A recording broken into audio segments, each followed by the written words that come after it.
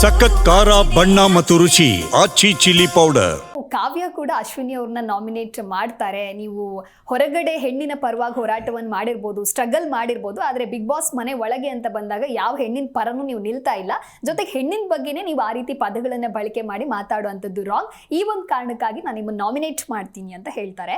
ಅದಾದ್ರ ಮೇಲೆ ಮತ್ತೆ ಅಶ್ವಿನಿ ಅವ್ರದ್ದು ಅಲ್ಲಿ ಕ್ಲಾರಿಫಿಕೇಶನ್ ಏನು ಅಂತ ಹೇಳಿದ್ರೆ, ನನ್ನ ಏಜ್ ಇಷ್ಟು, ನನ್ನ ಎಕ್ಸ್ಪೀರಿಯನ್ಸ್ ಇಷ್ಟು, ನನ್ನ ಎಕ್ಸ್ಪೀರಿಯನ್ಸ್ಗೆ ನೀನು ಈ ರೀತಿ ಮಾತಾಡೋದು ಸರಿನಾ ಅಂತ ಹೇಳಿ ಮತ್ತೆ ಅದೇ ರಾಗ ತೆಗಿತಾರೆ. ಏನು ಹೇಳ್ತಾರೆ ನೋಡಿ, ಅಶ್ವಿನಿ ಅವರು ಪದೇ ಪದೇ ನನ್ನ ಏಜ್ ಇಷ್ಟು, ನನ್ನ ಏಜ್ ಇಷ್ಟು, ಏನು 60 ವರ್ಷ ಆಗಿದೆಯಾ ಗೊತ್ತಿಲ್ಲ ನನಗೆ, ಮೋಸ್ಟ್ಲಿ ಅವ್ರಿಗೆ ಎಷ್ಟಾಗಿದೆಯೋ ಅಂತಾನೆ. ಹೆಚ್ಚು ಕಮ್ಮಿ ಆಗಿದೆ 10 ವರ್ಷನೋ ಅಥವಾ 8 ವರ್ಷನೋ ಈ ಥರ ಒಂದು ಹೆಚ್ಚು ಕಮ್ಮಿ ಆಗಿರುತ್ತೆ. ಹಾಗಂತವ್ರಿಗೆ 65-70 ವರ್ಷ ಏನಾಗಿಲ್ಲ.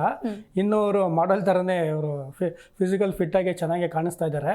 ಬಟ್ ಏಜ್ನ ಬಿಟ್ಬಿಡಿ, ನಿಮ್ಗೇನು ಕಾಣಿಸ್ತು ಅದನ್ನು ನೋಟೆಡ್ ಮಾಡಿ ಅಂತ ಹೇಳಬೇಕು ಅವರು. ಅದನ್ನು ಮಾಡ್ತಿಲ್ಲ ಅವರು. ಅದು ನೋಡಿ, ಪದೇ ಪದೇ ಅದನ್ನೇ ಹೇಳ್ತೀರ, ನನ್ನ ಏಜು, ನಿಮ್ಮ ಏಜು, ನಿಮ್ಮ ಎಕ್ಸ್ಪೀರಿಯನ್ಸು. ಈಗ ಅಲ್ಲೇ ಒಂದು ಕಡೆ ಅಲ್ಲಿ ಪ್ಲಾಟ್ಫಾರ್ಮಲ್ಲಿ ಗೇಮ್ ಅಂತ ಬಂದಾಗ ಯಾವ ಎಕ್ಸ್ಪೀರಿಯನ್ಸ್ ಇಲ್ಲ. ರಕ್ಷಿತಾ ಅಂದ್ರೆ ಅವ್ರಿಗಿಂತ ಎಲ್ಲರಿಂದ ಚಿಕ್ಕವರು, ಒಳ್ಳೆ ಕಾಂಪಿಟೇಟರ್ ಆಗ್ತಿಲ್ವ ಅವರು, ಸಖತ್ ಫೈಟ್ ಕೊಡ್ತಿಲ್ವ ಅಲ್ಲಿ ಗೆಲ್ಲೋದು ನೋಡ್ಬೇಕಷ್ಟೇ. ಏಜ್ ಬಿಟ್ಟಾಕೆ ಆ ಏಜ್ ಇದ್ಮೇಲೆ ಅಲ್ಲಿ ಬರಲೇಬಾರ್ದು. ನಾನು ಅಲ್ಲಿ ಫಸ್ಟೇ ಅಲ್ಲಿ ಬರೋಕ್ಕೂ ಮುಂಚೆ ನನ್ನ ಏಜವ್ರು ಇದ್ದಾರಾ ಇಲ್ವಾ ಎಲ್ಲ ನೋಡ್ಕೊಬೇಕು, ಬರಬೇಕಿತ್ತು. ಸೊ ಅದನ್ನು ತೊಗೊಳಕ್ಕೆ ಹೋಗ್ಬಾರ್ದು ಅವರು. ಆ ಏಜನ್ನೇ ತೊಗೊಳ್ಬೇಡಿ.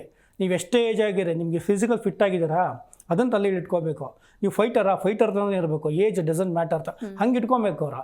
ಅದನ್ನು ಬಿಟ್ಬಿಟ್ಟು ಇವ್ರು ಇದನ್ನ ರೀಸನ್ ಕೊಟ್ಟಿದ್ದು ತಪ್ಪಾಯಿತು. ಇವನ್ ಕಾವ್ಯ ಅವರು ಕೂಡ ಅದನ್ನ ತಗೊಳ್ತಾರೆ. ರಾಶಿಕ್ ಅವ್ರಿಗೆ ಹಿಂಗೆ ಹೇಳಿದ್ರು, ಆಯಿತು ಹಂಗೆ ಹೇಳಿದ್ರು.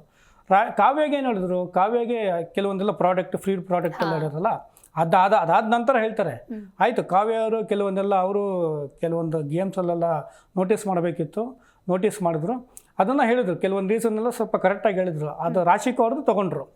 ಆ ರಾಶಿಕ್ ಅವ್ರದ್ದು ತೊಗೊಂಡ್ರು, ಅಲ್ಲೂ ಸ್ವಲ್ಪ ಟ್ರಿಗರ್ ಆಯಿತು. ರಾಶಿಕ್ ಅವ್ರದ್ದಂದ್ರೆ ಮೊದಲೇ ಟ್ರಿಗರಲ್ಲಿ ಇದ್ರು ರಾಶಿಕ್ ಅವ್ರು, ಈ ಥರ ಎಲ್ಲ ಹೇಳಿದ್ರು ಅಂತ. ನೋಡಿ, ಅದೇ ರೀಸನ್ನ 3 ಜನನೂ ಅದೇ ತೊಗೊಂಡ್ರು.